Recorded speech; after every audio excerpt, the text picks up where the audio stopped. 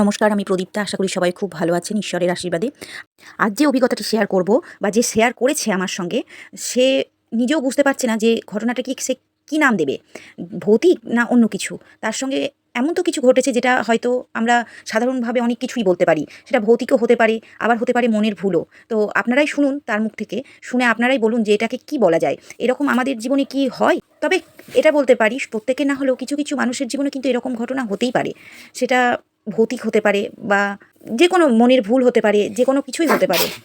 আর হ্যাঁ, আপনাদের সঙ্গেও যদি এমন কোনো অলৌকিক ঘটনা, আপনাদের সঙ্গেও যদি এমন কিছু অলৌকিক ঘটনা বা ভৌতিক ঘটনা বা মজার কোনো ঘটনা থেকে থাকে, তাহলে পরে অবশ্যই আমার সঙ্গে ফেসবুকের মাধ্যমে যোগাযোগ করে ভয়েস মেসেজ করে পাঠান।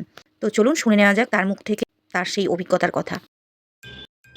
আমি আমার জীবনে এক বিচিত্র অভিজ্ঞতার কথা আজ শেয়ার করছি। আমি কর্মসূত্রে সাউথ ২৪ পরগনার একটি জায়গায় ভাড়া বাড়িতে বাস করি। আমি যেখানে কাজ করি সেখান থেকে ফিরতে রাত্রি ১২:৩০-১টা হয়ে যায়। গত মাসের শীতকালে একদিন রাত্রিবেলায় যখন আমি আমার রুমে ফিরছি, রুমের কাছে এসে মোবাইলের আলোতে যখন আমি তালা খুলছি, তখন দেখলাম আমার পাশ দিয়ে ভীষণ চকচকে একজন কালো মহিলা লম্বা করে আমার পাশ দিয়ে চলে গেলেন। আমি একটু অবাক হলাম যে এত রাত্রে কে।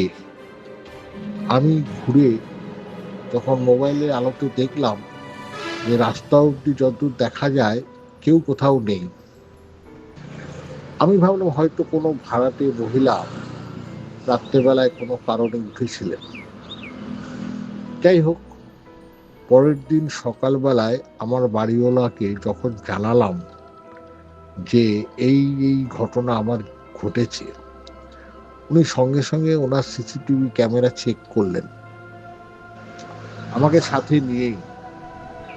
কিন্তু অদ্ভুত ব্যাপার লক্ষ্য করলাম, আমার সমস্ত কিছুই দেখা গেল, অথচ ওই মহিলার কিছুই আমি দেখতে পেলাম না। না উনি পেলেন, না আমি দেখতে পেলাম। তো মনের মধ্যে একটা দ্বন্দ্ব চলতেই থাকলো। যথারীতি আমি আমার অফিসে এসে আমার কলিগদেরকে আমার সব ঘটনাটা জানালাম। কেউ কেউ বললেন রাত্রেবেলায় অনেক কিছুই ঘটতে পারে, একটু সাবধানে যাবেন। প্রসঙ্গক্রমে বলে রাখি, সেদিন আমাদের এখানে খাসির মাংস রান্না হয়েছিল। যেহেতু আমি চাল না করে খাই না বলে ওরা আমাকে সেটা পার্সেল করে দিয়ে দিয়েছিল। অনেকে আবার সেটার দিকে ইঙ্গিত করলেও,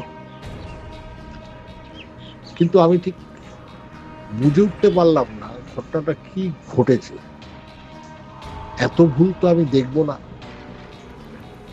তার কয়েকদিন পরে আমি যেই ভাড়াটিয়া মহিলাকে সন্দেহ করেছিলাম, ওনাকে জিজ্ঞেস করলাম যে অমুক তারিখে রাত্রেবেলায় কি আপনি বেরিয়েছিলেন? উনি বললেন অসম্ভব, অত রাত্রে তো আমরা জেগেই থাকি না।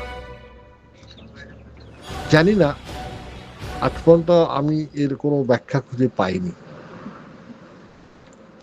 আমার জীবনে অনেক এরকম অদ্ভুত ঘটনা ঘটেছে, তার মধ্যে এটা একদম সাম্প্রতিককালের ঘটনা।